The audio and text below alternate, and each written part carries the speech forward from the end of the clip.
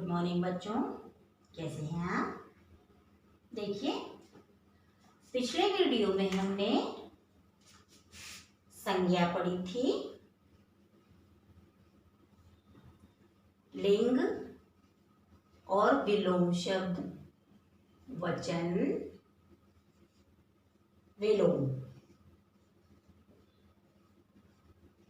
ये सब चीजें हम पढ़ चुके हैं। तो आइए इनका सबका हम आज एक बार पुनः अभ्यास करते हैं, मीन्स रिवीजन करते हैं और एक बार पुनः समझते हैं संज्ञा, लिंग, वचन, विलोम क्या है। तो चलिए शुरू करते हैं। इसके पश्चात कनक हिंदी व्याकरण एवं रचना में से हम पेज नंबर 21 और 22 इसका अभ्यास कार्य भी करेंगे। तो सर्वप्रथम पहले हम एक बार इनका रिवीजन करते हैं, उसके पश्चात बुक में काम करेंगे। चलिए शुरू करते हैं। पुनरावृत्ति अभ्यास।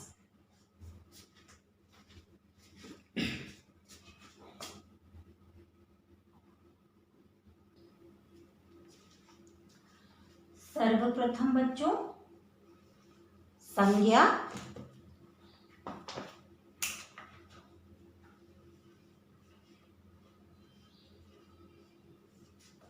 संज्ञा क्या है। संज्ञा की परिभाषा मैंने आपको बताई थी कि संज्ञा क्या है।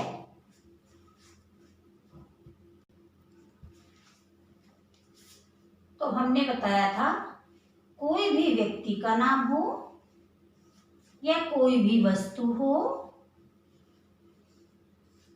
या कोई स्थान, स्थान माने जगह, या कोई भाव हो,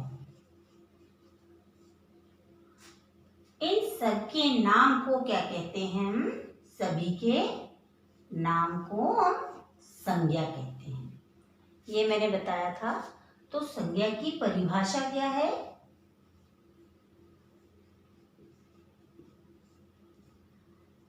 किसी भी व्यक्ति, वस्तु, स्थान या भाव के नाम को हम संज्ञा कहते हैं। जैसे कोई भी व्यक्ति का नाम, मेरा नाम, आपका नाम, किसी भी वस्तु का, कोई भी वस्तु हो सकती है। जैसे मेरे हाथ में एक कलम है, किताब है, कोई भी वस्तु। स्थान घर, स्कूल, बाजार, हॉस्पिटल, ताजमहल, आगरा, दिल्ली, ये सब स्थान हैं। भाव सुख, दुख, अच्छाई, बुराई, ईमानदारी, ये सब क्या है? भाव है। तो इन सभी के नाम को हम क्या कहते हैं? संज्ञा कहते हैं। संज्ञा के मैंने आपको प्रकार भी समझाए थे। संज्ञा के कितने प्रकार होते हैं बताइए आप? संज्ञा के 3 भेद हैं। कितने हैं? 3। पहला व्यक्तिवाचक संज्ञा,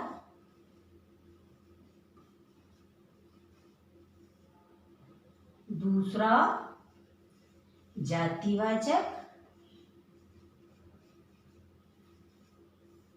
और तीसरा भाववाचक।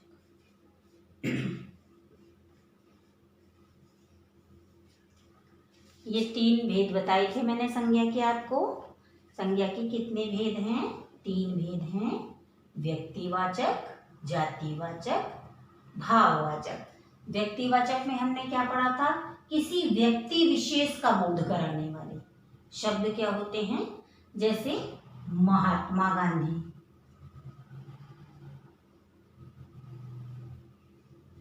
जैसे दिल्ली है। ये आपको एक जगह, एक स्थान, एक वस्तु का विशेष ये नाम दिया हुआ है, इसलिए ये व्यक्तिवाचक हुई। जातिवाचक किसी वर्ग या समूह है। वर्ग, समूह वाले शब्द को बताने वाले शब्द क्या होते हैं? जातिवाचक होते हैं। जैसे फूल। अब फूल में कोई एक फूल का नाम नहीं दिया है, फूल में हमारे सारे फूल आ गए। तो ये क्या हुआ, फूल जो शब्द है वो जातिवाचक है। भाव, जैसे ईमानदारी, अच्छा, ईमानदारी सबसे अच्छा गुण है, ठीक है। तो इसमें ईमानदारी क्या हुआ, जो चीज हम महसूस कर रहे हैं, जो चीज हमें दिखाई नहीं दे रही, जिसमें भाव है, वो क्या होती है, भाववाचक संज्ञा। तो हमने ये 3 संज्ञा समझी थी पहले, आज हमने इसका पुनः रिवीजन किया है। चलिए कुछ और समझते हैं।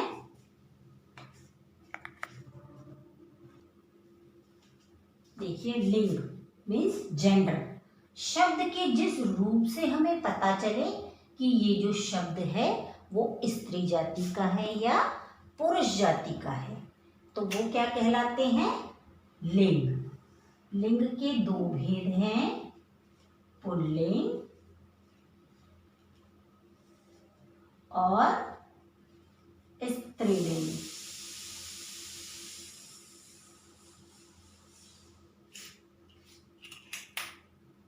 पुल्लिंग,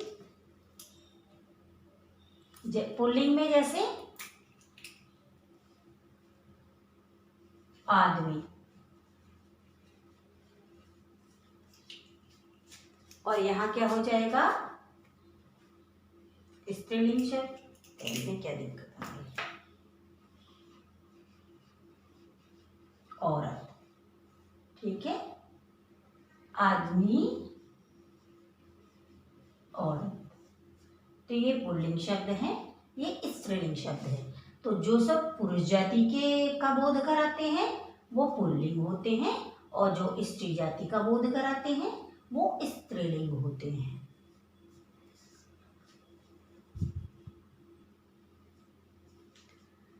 देखिए वचन, ये वचन भी मैं आपको पिछले वीडियो में समझा चुकी हूँ। वचन की परिभाषा क्या है, शब्द के जिस रूप से किसी भी वस्तु, स्थान या व्यक्ति की संख्या का पता चले। किसका, संख्या,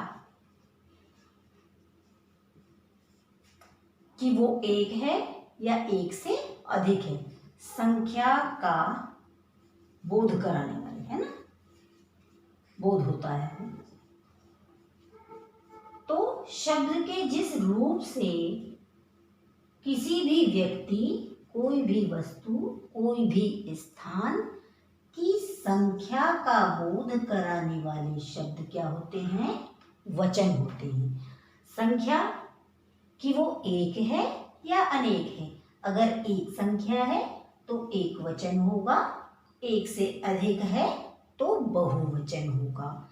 बहुवचन के शब्द भी पढ़े थे हमने।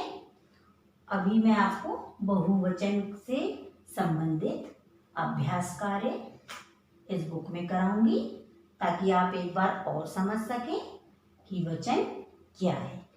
अब एक वचन जिसमें एक चीज का बोध होता है, कोई भी वस्तु हो, कोई भी स्थान हो, कोई भी व्यक्ति हो, जिससे हमें उसकी संख्या एक एक का पता चल रहा है, जैसे, तो वो एक वचन है। बहुवचन में 2 भी हो सकती है, 2 से अधिक भी हो सकती है। तो जहां अधिक का, एक से अधिक चीज हो जाती है, वो चीज, वो क्या हो जाते हैं, वचन, बहुवचन हो जाते हैं।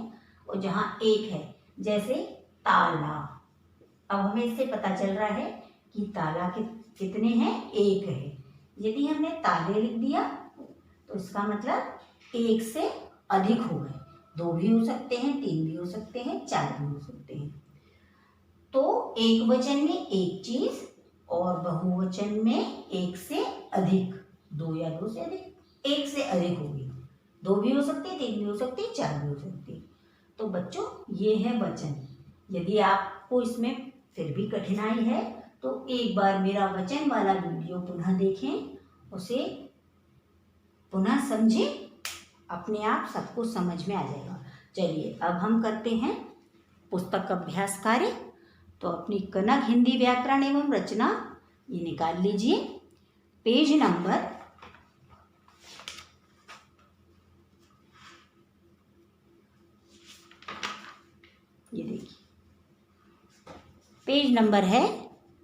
22।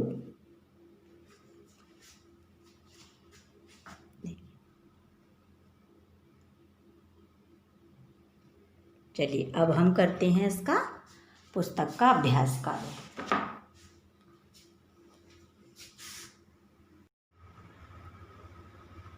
ये देखिए पेज नंबर 22। ये देखिए, एक वचन और बहुवचन छांट कर लिखिए। ये देखिए, इसमें एक वचन और बहुवचन शब्द दोनों मिक्स करके लिखे हुए हैं। इसे आपको इस तरह से अलग अलग करना है। ये देखिए, मछली मछलियाँ, रात रातें, चिड़िया चिड़ियाँ, पौधा पौधे, बालिका बालिकाएं। प्रश्न दूसरा है, बहुवचन शब्दों पर गोला लगाइए। देखिए, धागा, कलम, कमरे, कुत्ता। इसमें से ये एक वचन है, बहुवचन शब्द कौन सा है? कमरे। इस तरह से आपको बहुवचन शब्द लिखने हैं। जैसे देखिए, बालिका, सखी, मित्र, ये सब एक वचन हैं। छात्राएं, ये बहुवचन है। ये शब्द आपको यहाँ लिखना है। इसी तरह चुहिया, घोड़ा, गधा, तोता। इसमें से चुहिया शब्द बहुवचन है, इसे आप यहाँ लिखेंगे। कुर्सी, पुस्तकें, गमला, मेज। इसमें बहुवचन क्या है? पुस्तकें, यानी एक से अधिक हैं। इसे आप यहाँ लिखेंगे। मिठाई, साड़ी, दवाइयाँ। देखिए, जब अगर हम मिठाई बड़ी लग रही है, इसी तरह दवाई में भी बड़ी ही होती है। जब हम इयाँ जोड़ते हैं तो छोटी ई हो जाती है। ये मैं आपको वीडियो में समझा चुकी हूँ। इस तरह से आपको करना है। ये देखिए, चित्र में एक को उनके अनेक रूप से जोड़कर संख्या भी लिखिए। जैसे माला यहाँ 1 दी है और यहाँ 3 दी है। ये आपका होमवर्क है, ये आप स्वयं करेंगे। ठीक है, ये देखिए, यहाँ कुछ वाक्य एक वचन में है, कुछ बहुवचन में है। यहाँ आपको ये शो नहीं हो रहा है कि एक वचन में करना है या बहुवचन में। बस ये लिखा है, वचन बदल कर लिखिए। यदि वाक्य एक वचन में है तो आप बहुवचन में बनाएंगे, और यदि बहुवचन में है तो आप एक वचन में लिखाएंगे। देखिए, लड़की पुस्तक पढ़ रही है। लड़की माने अब एक वचन है यहाँ, एक। तो अब हम इसका बहुवचन क्या बना? लड़कियाँ पुस्तक पढ़ रही हैं। इसी तरह कुत्ते भौंक रहे हैं, तो ये बहुवचन है। आपको इसका एक वचन बनाना। कुत्ता भौंक रहा है। इसी तरह पंखा घूम रहा है। अब ये एक वचन में है, तो उसका क्या बनेगा? बहुवचन। पंखे घूम रहे हैं। मिठाई पर मक्खियाँ भिनभिना रही हैं। मक्खियाँ, ये बहुवचन में है। मिठाई पर मक्खी भिनभिना रही है। इसी तरह मेरी माँ ने लाल साड़ी खरीदी। मेरी माँ ने लाल साड़ियाँ खरीदी।